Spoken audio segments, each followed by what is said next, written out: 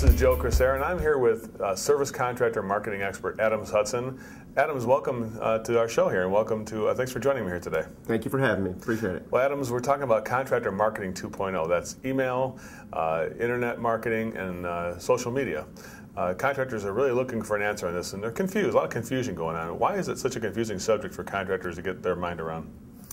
Joe, I think a lot of it is that everything is new every day on the internet. The rules change, Google changes, everyone is chasing contractors down saying, oh, this is the newest thing that you need to be doing. And so contractors are a bit erratic in their approach. They just need something simple that works. And so is there a simple formula or a simple way to kind of remember the areas of this seems like a very seemingly complex subject, a way for us to kind of get this under control and guidelines? We believe so, and the simplest formula that we have found is to break it into three parts: push marketing, that's the outbound, and the pull marketing, getting people to the site, and interactive, which is the social side. Now, let's go over those three subjects: pull, push, and interact.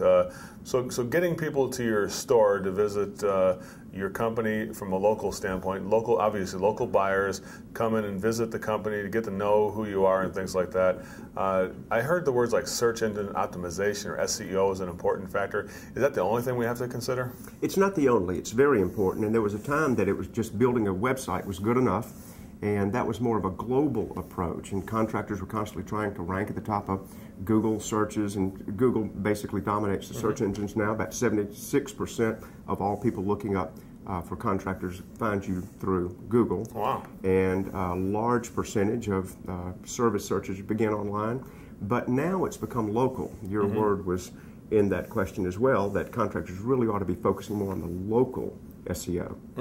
And I also see a lot of contractors with the websites that they create, a lot of errors just in the conversion, like for, something as simple as not putting a phone number on the front page of a website. Also, the amount of information that contractors put up there. Is there a formula where too much information can sometimes confuse buyers and turn you away? Absolutely, and the analogy has been said that instead of a storefront, which a website portal or the home page really ought to be, too many contractors have been misguided and told, oh, put everything on the home page, which is basically like putting all your inventory in the parking lot and hoping somebody would drive by and see what they wanted. I see what you're saying, yeah. So that could be a killer. Looking at the push marketing, what are the elements to the push marketing? So once we get people to visit the site and then we can get conversion, what are some of the ideas that once we get somebody's information, obviously, to be able to use that information to market to those people?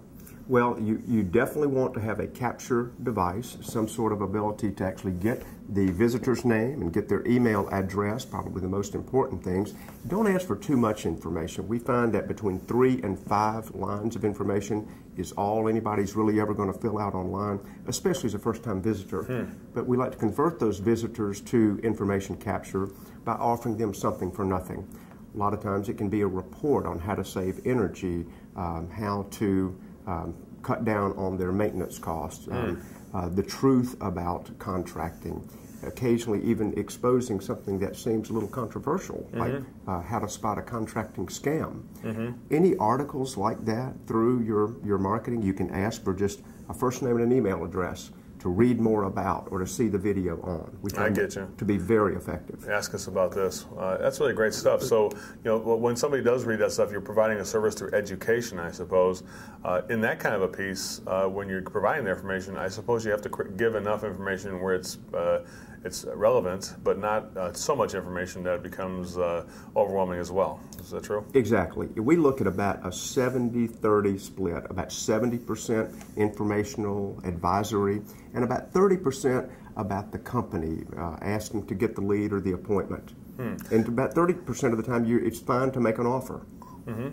Going back to that, the pull method to get people to once they get to your store and look at the store, do you think that it's important that, what are the features? Should it be about, I see a lot of contractors put themselves out there, like this is all about us and who we are and meet us. and I see a lot of other contractors focus on customers and have testimonials. Is there a mix of those things that we should be looking to do? More about us, or more about customers, or more about the equipment? Those are three things that people tend to overdo, I think, either one way or the other. What do you think on that? I totally agree with that, and that's very well said. And basically, back to your field in selling, it's really more about the customer. So if I had to pick one of those, it would be absolutely items about the customer, what helps the customer, what advises and guides the customer along, and in so doing, you build the trust and the likability and the credibility to then go for the sale. Yeah, because I guess nobody likes somebody who just brags about themselves and makes it a monument to themselves, right? Exactly, and these are the identical marketing and advertising rules that have persisted for eons. It's just that the website is a different media. It's no different. The principles are the same. Well, let's talk about the push. Once we have the information, people have come to the site, they've learned about how you help customers, signed up on the email list to be able to get the special report. Now we're going to use that information to communicate with customers via email and other methods. Go ahead, Adams. Tell us about some of the push methods that we should consider. The most direct push method that contractors should be familiar with is email. And email, like any form of communication, can be done terribly wrong or very effectively. The first thing to look out for is the subject line. So many people foul that up. They forget that the subject line really directs whether or not anybody's going to even open it. So if the subject line is wrong, no one is going to open the email. So that's critical. Those should be written like headlines. And there are basically a couple of families of those. There's curiosity, such as, did you see this, as a headline example. You can use an unfinished sentence. You can use an impending urgent situation, such as a very effective headline, subject line we've seen is, a mistake on your bill, question mark. People are going to open that. Yeah, that's definitely one open. And the from line used to be that the branding so-called experts said you should always put from your company, sort of building that branding. Wrong. The open rate on from the company is poor. It should be Sheila at or Joe at. It should be an actual person communicating, because it's a one-to-one communication tool. Yeah, otherwise it seems like a broadcast. It seems like a broadcast, and people spot that from a mile away. There are about 270 current spam words, common words that you see all the time: free, money, sell. A lot of those get tripped up in spam filters, which is why we've really begun to see much, much shorter emails leading the prospect through the message, and then click to go on the site, where it's way less dangerous. Well, the final area, if you don't mind moving to that, I mean, that's interesting about communicating in that way and all those different details you have to keep in mind. The interaction, once you're interacting with email, of course, that's just more or less a written interaction. Then there's some more personal interaction, getting to really know people one-on-one via social media. How could I'm confused as to how you can get that local approach to social media where you're not interacting with the wrong people. You're trying to find people who are relevant to you as a company, and that you're relevant to them too. How is that accomplished to make sure that you have the right local audience you're going to be talking to? I think a lot of people are confused by the social media aspect. The ROI has been abysmal for most people who just spend days and day in, day out trying to scare up one or two leads. Probably the most important thing they can do, Joe, is to have a business page and a personal page. Let people play on their personal page and let them do whatever personal communications they want there, but then the business page should maintain a professional air, once again, about that 70-30 relationship, 70% informational advisory, 30% can be offers, specials, etc. The neat thing about the social side is when I mentioned earlier about attracting people to the site through reports and special videos or audios, is that now the social side can point people to those. Here's a new video that we just filmed on, and whatever the topic is, if it's alluring, you will get traffic. That goes to the site, builds your SEO. It's a wonderful system. So if you were putting on a new water heater on a brand new piece of equipment that just came out on the market, or you want to illustrate a new faucet or a furnace or air conditioning unit or electrical panel, something that was new, it might be a good subject for a video to illustrate and put that on maybe another social type or another internet type of network like YouTube and things like that, and point to those things you're saying. It would, absolutely. Remembering what we said earlier, that it's got to be about the customer.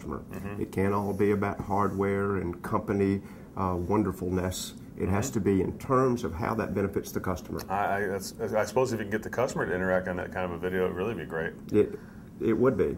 Well, good stuff. Good thought. Get the testimonials from them. So the three forms, the couple different forms I know of, Twitter, Facebook, LinkedIn. Those are the three biggies. How do those relate to what we do? Is it? Let's talk about Twitter first, just briefly in these things. Twitter, is that really something that we're able to use to our advantage? It's an okay conversation starter. It is not much really for building a lengthy dialogue. Facebook would be more preferable for that. And of course, LinkedIn is more for business-to-business communications, more on the commercial side. And Facebook would be like that's one of the ones where we can actually get real communication with real people. Absolutely, because you can share photographs and videos and various other bits of information and really build more of a community. Well, I guess one of probably the interesting thing on that social media for all that stuff is what to say. I mean, most people aren't good at interacting or writing and things like that. Is there a way that somebody can get help in these areas? Because I mean, the pool is to get people to set up the website to begin with, to push, to get the right kind of email, all those code words and headlines you're talking about, as well as saying the right things to the right people. You don't want to offend anybody or say the wrong thing. Is there something that somebody can do besides I don't think contractors need another job. That's part of the problem. I agree with that, exactly. Yep. And you know, it's why you and I aren't contractors. We do our jobs. Everybody's got their specialty. I would say if you're not prone to being the writer and you don't feel like sitting down, and we didn't even mention this, but blogging, of course, is incredibly important. Actually, sites that have blogs and contractor companies that have blogs will get higher SEO automatically. They'll get more visitors to their Facebook page, and that works well too. If they will just create a blog, they can auto-publish it to Facebook and to Twitter, and then it'll land back on the site. We do these for people. Contractors are certainly fine doing it themselves, but we have a package that already has the blogs, it already has the videos, already has the emails, to take that burden off the contractor, to let them do the contracting.